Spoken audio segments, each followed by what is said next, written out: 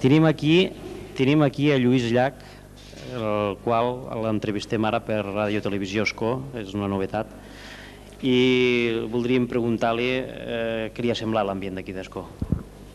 Home, jo crec que Escó, a mi m'ha agradat molt fer aquest recital. Penso que suposo que Escó està molt condicionat per tota la història que viu. Hola amics, estem a la guarderia Bailets avui divendres 20 de desembre, on ha vingut el Papa Noel. Ara anem a fer unes preguntes als nens. Hola, com te dius? No saps el teu nom? I a tu què t'ha portat el Papa Noel? Una planxa. Una planxa? On estàs millor, aquí o a casa? En dos puestos. Hola, bon dia. El dia 7 de febrer de 1986 va passar pel nostre poble el senyor Domingo Collado Rostro, anomenat el ciclista de la Pau, i que està fent la volta al món. Aprofitant aquesta visita al nostre poble, li farem unes preguntes. Els dies 6 i 7 de juliol es celebrarà la Diada de Promoció de la Comarca, que, com ja és habitual d'uns anys ençà, es celebra un any a cada poble.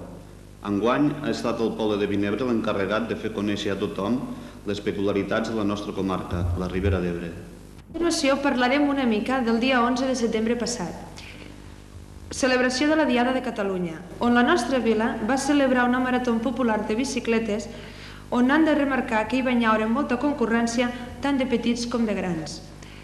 Es va fer una sortida per diferents carrers del poble fins a la plaça de l'Església, on des d'allí es va sortir un altre cop donant una volta tots plegats per la població. Estem a l'escola de primer de Pàrvols, on aquest matí ha hagut un petit incident que ens contarà la senyora Maria José, mestra de primer de Pàrvols. Què ha passat aquest matí? En primer lloc hi havia el problema que ahir vam estar sense llum tot el dia i aquest matí hem trucat a l'Ajuntament i ens han vingut a arreglar. I han estat aquí uns senyors i m'ho han arreglat.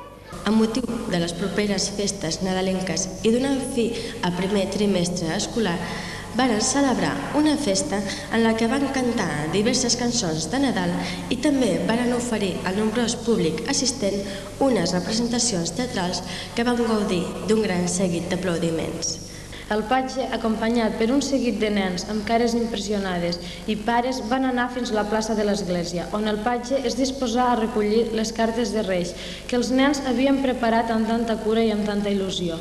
Es feu una filera on els nens d'un en un anaven deixant la seva carta en un gran sac i el patge els obsequiava amb caramels. No ens volem acomiadar sense dir-vos que per fer programes i continuar endavant necessitem de la vostra col·laboració.